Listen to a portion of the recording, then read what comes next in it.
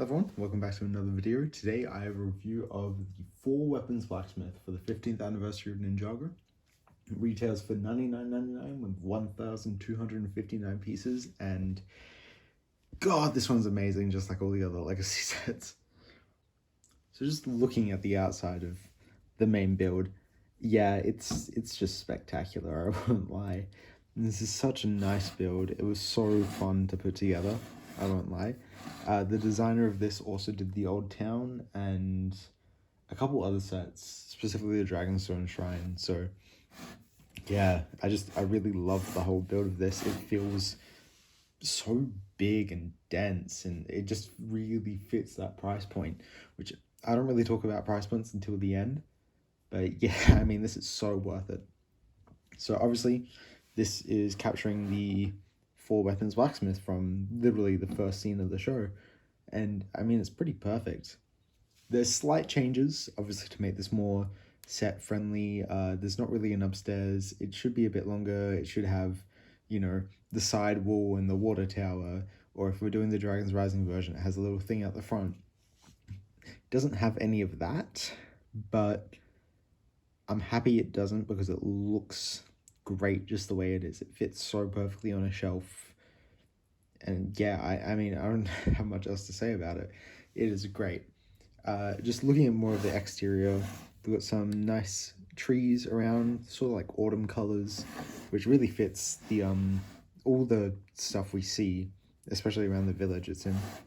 And then another one around the side, we've got the no walking on grass sign from the episode where Pythor and Lloyd are doing bad things, and they just used the blacksmith for that one. We've got a little front area, some tea out here, but we'll get more into that when we look at the interior. We've got a sign up here as well, which again we'll get to for a play feature. But here we've got the F and the W for 4 weapons.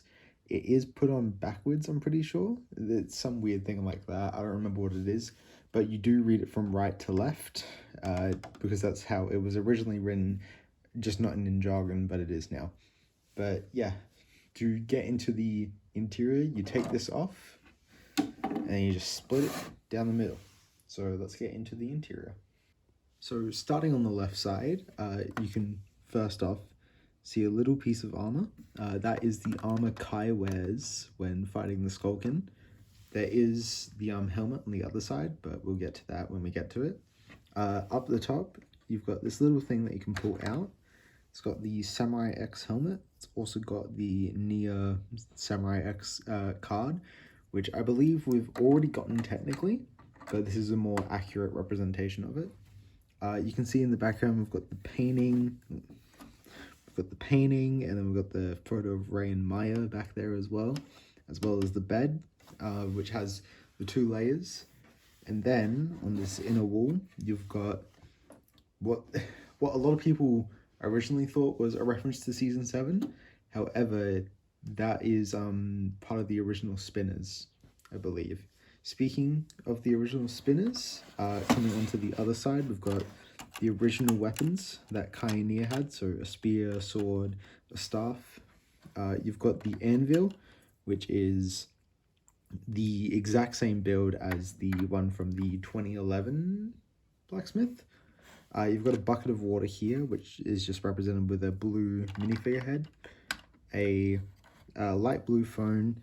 Down at the back, you've got a teapot and a little figurine. And then you've got the gong on the wall, and then the blacksmith there. And to make sure that it feels accurate, got stud right there for Kai. And then when you're looking in from the front, you can see Kai at the blacksmith on the back wall. It's just really perfect. Coming up here, you can see the helmet that Kai wears as well. And then as well as that, you can also see up where opposite side to Nia's, you've got Kai's ZX hood, which looks really good. I go over this in my reviews of the actual figures, but I guess this is, yeah, actually the only other one which comes with it. It looks nice. It's dual molded, so the back has gold, which feels a bit off. But we've also got Kai's trading card there as well. And then the play feature for the front, you have this little, I'll move this out of the way, this little pin right here. Just lift it up a little. And then what happens when you do that is you push it, the front comes out, and then the map's supposed to fall out. And then this is the map to the 4 weapons, which isn't the original one in the show, it's the one from a flashback. Which I don't fully remember off the top of my head, but it is technically canon, so it counts. But yeah, it looks good, and then you can just put this back on. It connects with like one stud, slot that back in, and then yeah, all you have to do is push that back in again. I don't have much else to talk about. Just the design of this is amazing. It is definitely a build experience. I recommend, if you have the money, you should get this because it's such a nice build, especially compared to some of the Dragons Rising stuff. But yeah, let's get on to the figures. So first, I'm going to talk about our anniversary figure, which is the Master of Earth. He looks very good, has some kind of basic detailing, not too much special. It does look really nice. This comes with a generic golden helmet and then a generic creator face, which has just a cheerful and a stern face. I mean, it would be cool to get a special face print, but I understand saving the budget. This is not a character where he has like a really specific face, how it's always covered by the helmet. He's got this little rock piece. So all the elemental masters for the anniversary get their elements shown, except for the ninja, but obviously the ninja just use the same ones. So the earth one I think looks really good. It's just a nice little build, I do think. And then yeah, he sits on this stand where we get, I believe, 4 of them throughout the sets this year. So we've got obviously 2 in this wave, one in March and 1 in June, and then we've got the centerpiece as well that's already released. It looks good. It comes with a little 15th anniversary logo, and it's just a couple pieces put together, but you just put them on and then you can stick them together with the pins. For some reason the centerpiece is backwards, so you got to put them like that. However, that's for a very specific reason, which I'll get into in either its own video or in my review of the Old Town. But yeah, that's the Master of Earth. Our next figure is Ray, Kai and Nia's dad, for those who don't know, but I'm sure you all know. Again, he comes with that little fire piece, which looks very nice. This time he's in his Serpentine War outfit, which I believe is the same one we got in 2017. Yeah, 2017. Damn, he's old. But yeah, it looks really good. Fits with the other elemental masters, and it's nice to get Ray and Maya because we are not getting them in the display. But obviously we've had them before, and it's nice to get them again. I think Ray looks really good. He comes with a new face print where he's happy on one side, more angry on the other. Same hairpiece he came with way back when. But yeah, not too much to talk about here, but I do think it looks very good, and I'm very happy we got Ray and Maya in this set. Our next figure is Maya, who comes with this little water piece. It uses the flame piece in trans blue, but I think it works really well for like a bit of wave. She looks really good. So her original outfit was based off of Nia's Samurai X outfit, like an armored up version. But this time they've based it more off of her legacy version, which looks really nice. And it's just a new sort of version. It's still the Serpentine War version. She comes with her hairpiece, doesn't have a double-sided head, it's just a generic city head. That goes her hair. But yeah, looks very good. Probably the least detail put into her out of all the figures in the set, but still overall really good. And again, really happy we got both Ray and Maya because it is still their home, and you know, I'm happy they got representation through the 15th anniversary. Next up is Wu, who is our most what is the word? He's just in every set so far. He's in all the January legacy sets. He's not in the March one, but I imagine we'll see him again in the last set. He's very good though. He comes with the tan staff to be more accurate, tan hat, and then getting into his actual design under the rest of the figure, which has all been the same for the past couple years. He goes back to that season 1 pilot design, which looks very good. Obviously slightly updated to be more modern, but yeah, I mean, I don't have much else to say about Wu. He's a very good figure though, and I'm glad we got a new representation of him, because all our modern ones have been very different to the original Wu. But also, like, yeah, I kind of wish he wasn't so common, but also he makes sense for all the sets he's in, because everyone's in the old town, everyone's in the anniversary display, and I mean, he's like one of the few characters to actually go to the blacksmith in a generic time period. But yeah, that's all I have to say about Wu. And next up is Blacksmith Kai, which is technically our second one. I've got the original right here, funny enough. Uh, yeah, I mean, this one's actually a show accurate Blacksmith Kai compared to this one. I'll just do a small comparison. You can kind of see, like, they've still got the overalls, but this Kai's just using city pieces, whereas we've got new prints. I'll take off the accessories. So he's got the sword being held and a hammer, which is funny enough basically what this Kai has, a sword and a hammer.